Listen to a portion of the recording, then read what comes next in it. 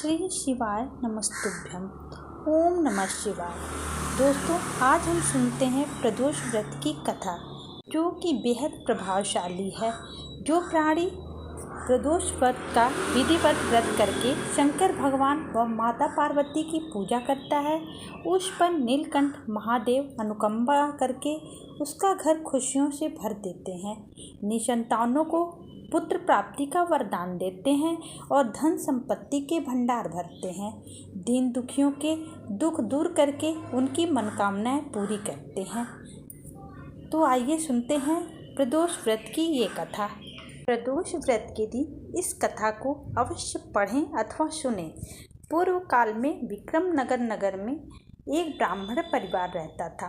उस परिवार के मुखिया की अचानक मृत्यु हो जाने से ब्राह्मणी को भिक्षा मांगकर अपने बेटे का पालन पोषण करना पड़ रहा था। एक बार अपने पुत्र के साथ जब वह ब्राह्मणी भिक्षा मांगकर लौट रही थी, तो उसे एक नवयुवक घायल अवस्था में आता दिखाई दिया। ब्राह्मणी उस घायल युवक को अपने घर ले गई। वह युवक विदर्भ राज्य का राजकुमार था।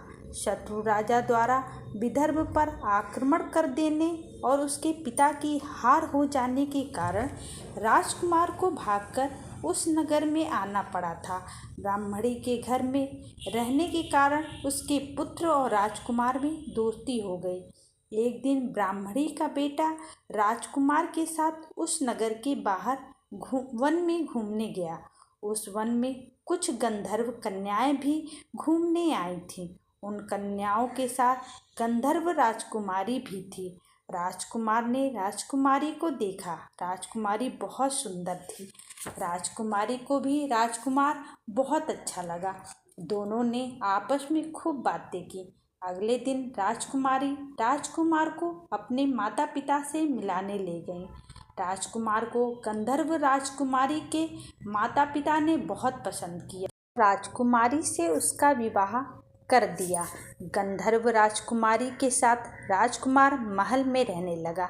ब्राह्मणी सौम्य प्रदोष का विधिवत पूजन किया करती थी और व्रत किया करती थी। अतः शंकर भगवान की अनुकंपा से जल्द ही राजकुमार ब्राह्मणी और उसके बेटे को भी महल में ले गया। सब मिलकर आनंद पूर्वक रहने लगे।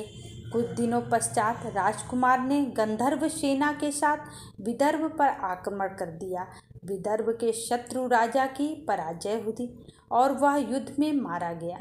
तब राजकुमार विदर्भ का राजा बना और ब्राह्मणी के बेटे को उसने अपना मंत्री बना लिया। ब्राह्मणी के सौम्य प्रदोष व्रत करने से उसके सभी दुख नष्ट हो गए। सौम्य प्रदोष व्रत करने वाले सभी स्त्री पुरुषों पर शंकर भगवान की छत्र छाया हमेशा बनी रहती है। घर में धन संपत्ति का आगमन होता है और सभी मंगल कामनाएं पूरी होती हैं। इति सौम्य प्रदोष व्रत कथा समाप्त। ओम नमः शिवाय।